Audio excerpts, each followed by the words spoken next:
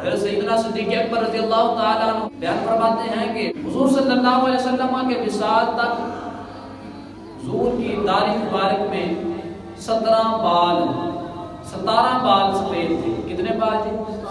17 بال حضور صلی اللہ علیہ وسلم کی داڑھی مبارک میں سفید بال تھے.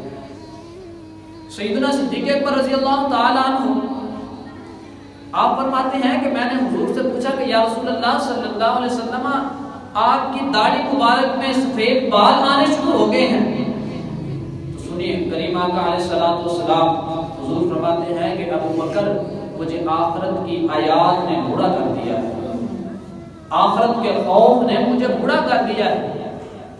یا رسول اللہ وہ کس وجہ سے؟ حضور فرماتے ہیں کہ رب تعالیٰ نے سورۃ زلزال میں ارشاد فرمایا فَمَن يَعْمَلْ مِثْقَالَ ذَرَّةٍ شَرًّا يَرَهُ. رب فرماتا ہے کہ جب حساب ہوگا، جب میزان سجے گا، جب عدل ہوگا، تو جو بندے نے چھوٹے سے چھوٹا گناہ بھی کیا ہوگا رب اس کا بھی حساب لے گا، رب اس کا بھی حساب لے گا.